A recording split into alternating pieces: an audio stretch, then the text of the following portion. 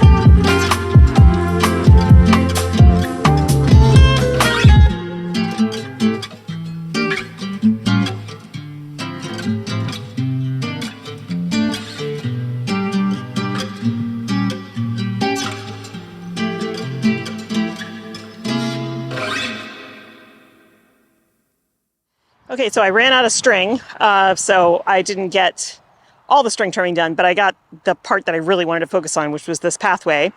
And it still looks like a total mess, but I'm not worried because I have cardboard and I ordered 5 yards of wood chips that's coming on Thursday. So, and I don't know why I didn't do this before, but I guess I just didn't think I was going to need it. Definitely need it. So I'm going to be putting down a layer of cardboard in this pathway covered by about 6 inches of wood chips. And I'm going to try to do that everywhere that I can, off the edges of the beds, because I just want to control the weeds. They're so aggressive here.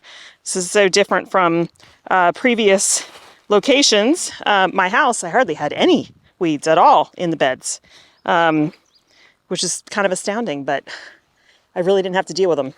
And then out at the farm, it was thistles, but that was kind of it. I didn't have grass or anything like that. So here it's everything. It's all the lovely stuff.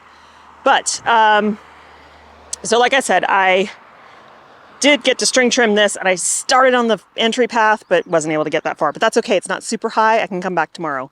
But what I did get done, and I started filming it, but the camera ran out of battery, is weeding this row. It was the densest one in terms of weeds. Now this row is also going to get a heavy dose of wood chips as well as cardboard, and that will be kind of a pain in the butt when it comes to flipping the beds in October, but that is not my concern right now because you guys have grass on the lens. I'm not worried about that right now because what I'm really focused on is keeping the weed down so that these plants can grow and it'll give me a better pathway. I used to be able to, like at home, I could put straw in my pathways and that held down any little bit of weeds that would come up and it was excellent. But this is just above and beyond. So now I'm going to pull back the tarp on this one bed that Mike tilled for me. I'm going to add the amendments, which is just some a little bit of bone meal and a little bit of blood meal, and I'll lay the irrigation back out. And then I was going to put Bio 360 down, but given that I'm noticing some of the seedlings burning up, and that's not really the Bio 360's fault, but it's harder to see where there's issues on the soil surface if you have landscape cloth down. And so that's why I usually don't grow in it. But again, the weeds in this place are just insane, so it's kind of required. But I'm going to experiment. I think I said in another video, the sunflower bed is basically weed free because sunflowers are allelopathic and they tend to deter weeds, especially grasses. So I am going to experiment by planting these remaining Cynoglossum seedlings. This is the mystery rose. Cynoglossum, aka forget-me-not. This is Cynoglossum as well.